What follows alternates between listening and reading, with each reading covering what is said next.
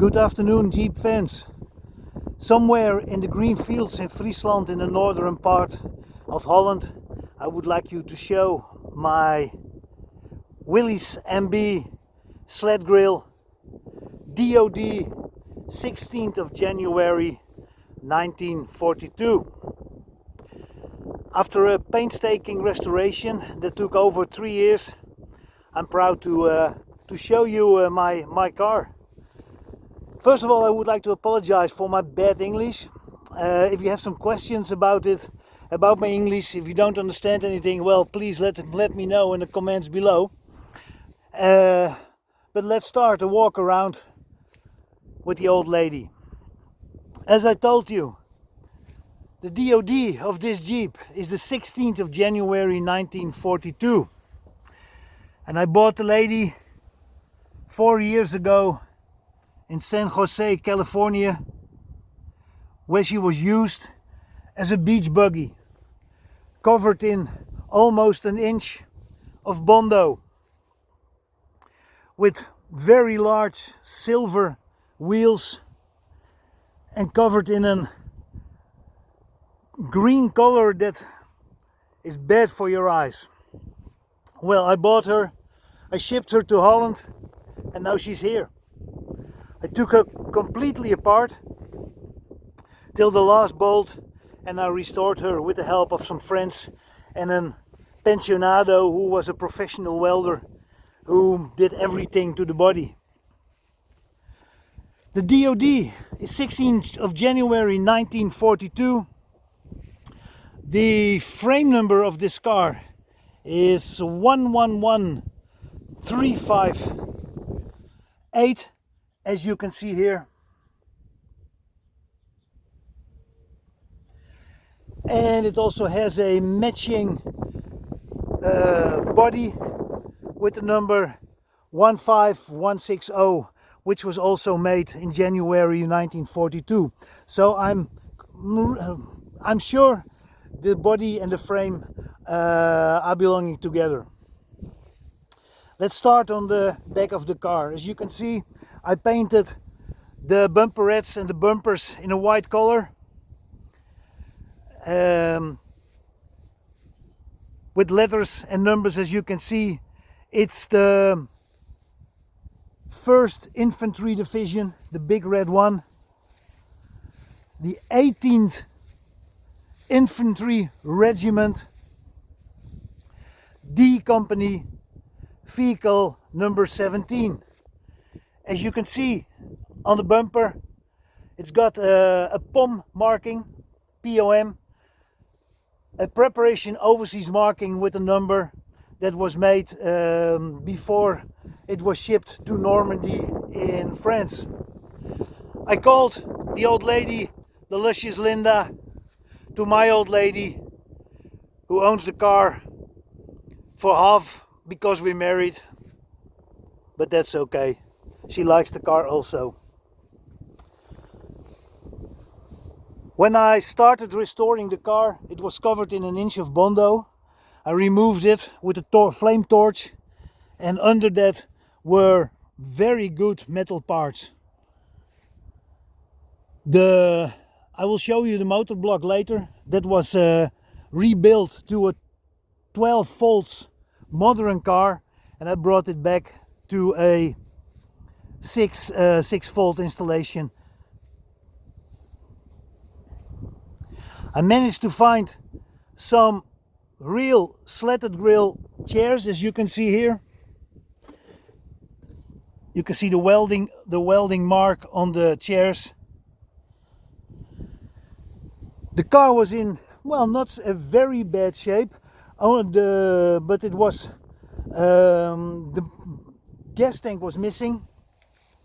It had a gas tank in the back of it, bolted to the frame with a rubber hose to the front. So that was very dangerous. I bought a replica rectangular gas tank cover, which we welded under it, and a new replica gas tank. As you can see, it doesn't have a glove compartment. That's also something the Slat grill had. The meters are original, as you can see. It has the original gas meter instead of fuel. Only the speedometer is a replica second pattern. The first pattern you can only buy at Joe's Motor Pool, but they're all crap. I had 3 of them and they all broke after a few miles. So now I have a replica second model speedo, but I have a original at home which I'm restoring right now. The inside of the window, where the glass is in, that's replica. It comes from an M201 France, but the outside is original. You can also see here, if you watch closely, these hooks are made of brass. That's also first model.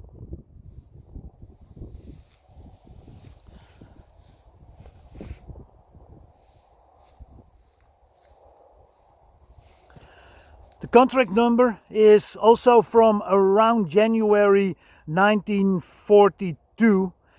I didn't know what the original number was, so I took this one. Slat grill wheels on the car.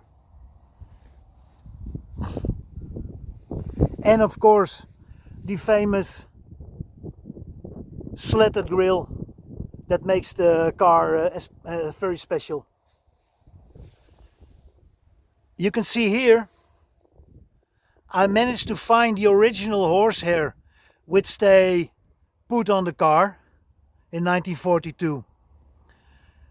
Some people say it isn't, you can't get it anymore, but I found it. It is used by a mattress factory which makes very expensive mattresses, and they use these blankets, horse blankets. I managed to find the factory who makes these horsehair blankets, and they were willing to sell one of those blankets to me so I could use them. And they told me they make them since 1935, so maybe the original horsehair of the Willys Slat grill was also made by that factory. Well, underneath the original axles, also from Slat grill. Very dirty now because I've been driving through the fields. Original steering wheel in the car. Not the right bench. It's a replica, second model.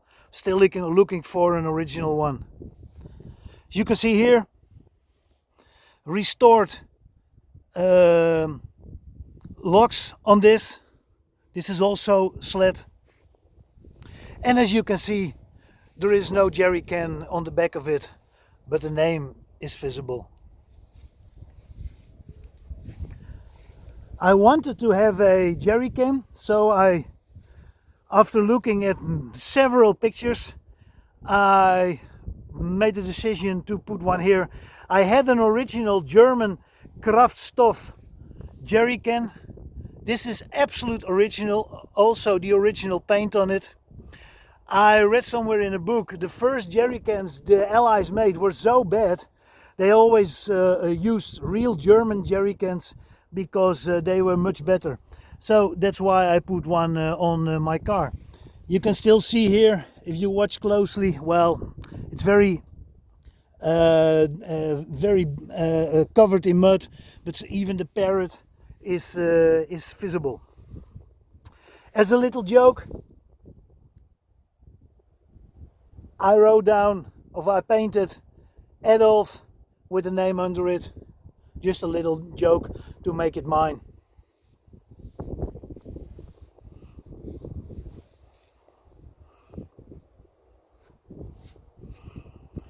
In the middle I have 2 original German ammunition boxes, which I use to have my papers in, and so my gloves and whatever. They fit perfectly here. Original spade, original axe, and a Wehrmacht wire cutter. I also have a small wire cutter on the replica cavalry M1 carabine holder. I have a M1 carabine replica in the holder, but only the metal, the wood parts, because a real gun is not allowed in Holland. But every time I park the car, every man, every boy walks to the car to look at the gun. That's special in Holland.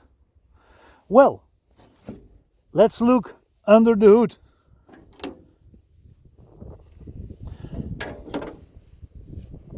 As I told you, I have rebuilt the engine block and brought it back to 6 volts. As you can see on the grey color, I bought this car with this motor block excuse me, with this motor block and the engine head of a Ford, and I kept that and I painted it like Ford did, grey. The gearbox is also Ford, it's original, but it's Ford, so it's also painted grey. The oil can holder is Ford, and this is also where the oil filter is also Ford.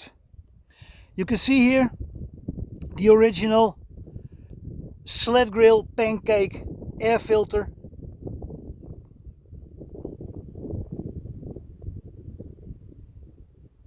I rebuilt every little part of this of the motor block to bring it back to 6 volts original. An auto light, the starter, and very proud to have a first model carburetor. This is a Slat grill carburetor.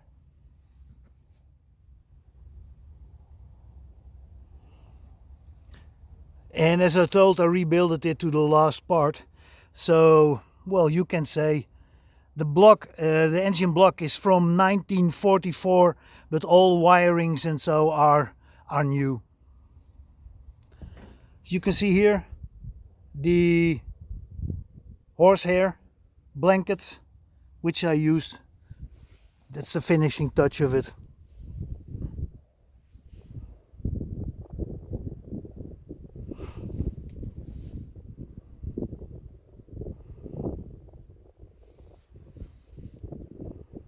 Six-volt battery.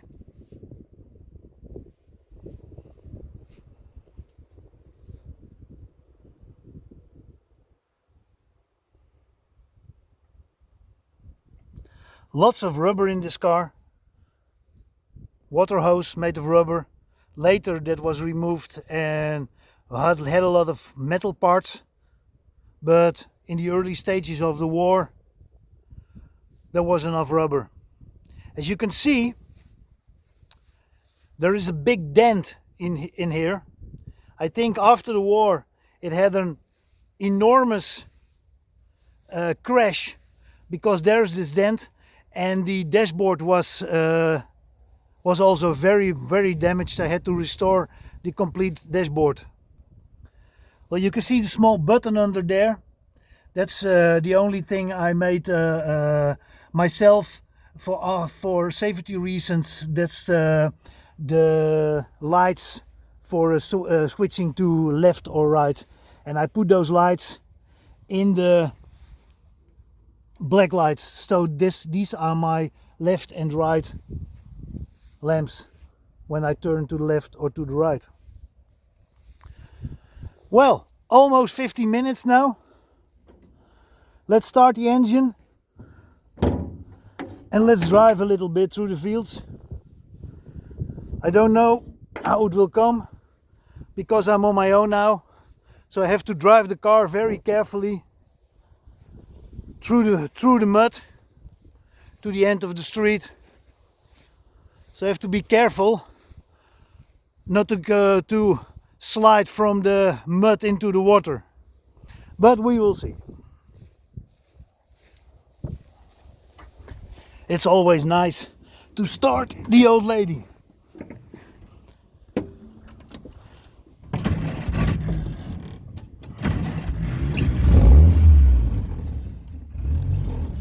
And there we go. In the first gear, I only have 2 hands.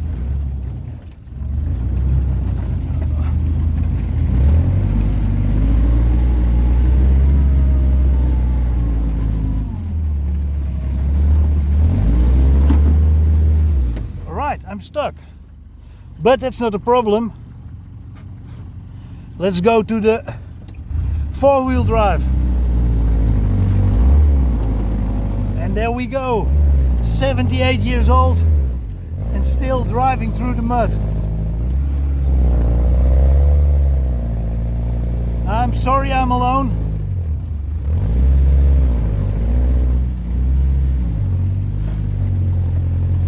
So the quality is not that good, but I managed to drive. And I'm still very proud of this old lady who drives like a young girl. This summer I've driven more than 2,000 miles through Holland. I'm still driving in cold and mud, but she brings me everywhere. Well, that was fun.